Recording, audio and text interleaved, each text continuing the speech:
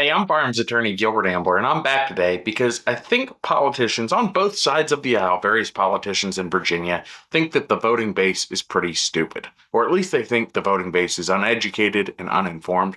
And maybe in some regards they're right. Hopefully not you guys particularly. Hopefully you are informed because you watch these videos. But a lot of the voting public might not understand this stuff.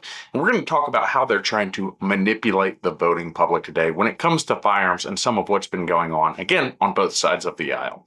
But before we dive into this, as always, if you have not yet hit that subscribe button, what are you waiting for? Hit subscribe, like, comment with your thoughts, and share with your friends. That way you and your friends can continue to be educated rather than ignorant of what is going on when it comes to Virginia's attempted gun grabbing that's coming up in 2026. And of course, what I'm talking about today is the fact that we now have, in the immediate aftermath of Virginia Citizen Defense League's Lobby Day, the immediate aftermath, same day, almost as soon as Lobby Day ended, we have a bill filed by Delegate Hope. This is House Bill 1359 that would require a permit to purchase firearms in Virginia. And this bill is pretty broad and has a lot of requirements. So this bill says you're going to have to get a new permit every 5 years if this goes into law. You're going to have to take a DCJS certified class in order to obtain a permit. You're going to have to get fingerprinted. You're going to have to complete a live fire portion for the class. Now, think what other rights out there get predicated on you getting training from the government to exercise your pre-existing fundamental rights. It's not like anyone takes a class in order to exercise their First Amendment rights. I mean, take a look at the comments on some of my videos or the comments on any social media platform for that matter, and you'll understand that there's lots of people that don't understand lots of the things that they're talking about. No one forced them to go get training before they start typing away. This is generally unheard of when we talk about constitutional rights, but of course, that right, the Second Amendment right, doesn't really mean anything to the delegates that want to infringe upon it. Because what they want to do, and I use that word infringe intentionally, because that is what they're not supposed to be able to do. That's what the Constitution is supposed to protect against, is infringement on the rights. What they want to do, however, is make it so you have to jump through so many hoops to exercise that right that practically speaking, you just give up on exercising it. I think that's the hope, that's the motivation, because by having this permit to purchase, you're not exempted from doing the background checks. They're still going to have to do the background checks. It's just additional hoops that you would have to jump through as a gun owner in order to purchase a firearm. And really, some other wild things about this bill, as I said, they can use convictions that are not even prohibiting convictions, the way the bill is currently written, as a reason to deny you. What would those prohibiting convictions be? Well, right now, as hopefully everybody knows, if you are convicted of a misdemeanor crime of domestic violence, meaning against a qualifying family member, you lose gun rights. But this would expand it so you can't receive a permit to purchase if you have been convicted in the past couple of years of any crime that is a class 1 misdemeanor and involves either a threat or actual violence. And so what that does is it expands the class of prohibited people from just those who have used or threatened violence towards family members to include anybody who has threatened anybody. And this is not just batteries, this would be even convictions for assault. So in Virginia, if you have a class 1 conviction because you yelled at somebody, you guys had a road rage incident and you screamed at somebody and you get convicted of making a threat during the course of that road rage altercation, you're going to lose the ability to acquire a permit to purchase firearms. You're going to lose the ability to acquire firearms. Now, I will tell you, as always, when they write these big, broad bills, there's lots of little issues that I see that are potential problems and reasons we can use to challenge those bills in court.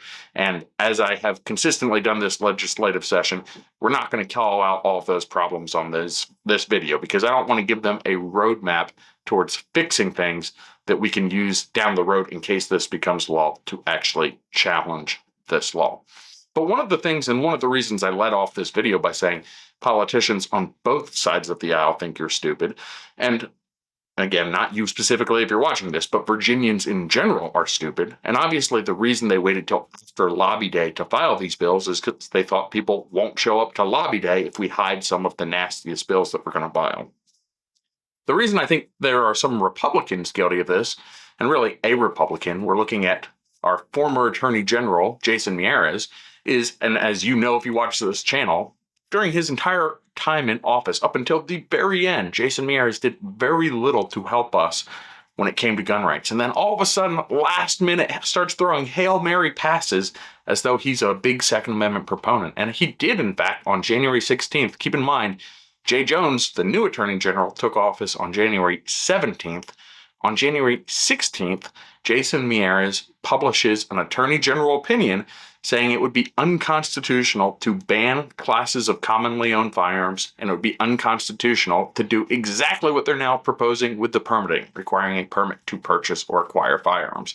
And when we talk about, I should have mentioned this earlier, when we talk about purchasing or acquiring, this bill is so broad that it would apply to even trying to rent a firearm. So if you wanted to go to a gun range and rent a firearm, you are on vacation from out of state in Virginia and decide to go to the shooting range with your family, you can't rent a firearm without having a permit to purchase. And guess what? It can take them up to 45 days to get you that permit. And the cost is a blank check for the state police to charge whatever they think is appropriate. So a couple other problems that I missed when I discussed this a moment ago. But the point here is Jason Miyares is trying to proactively head this off by writing an Attorney General opinion saying that it's unconstitutional. And it's a pretty good Attorney General opinion. I mean, this is the type of stuff that you would want to see from your elected officials. The problem for Jason Miyares is the entire time he was in office, he really did nothing to help gun owners. And then only after he realizes he did not win re-election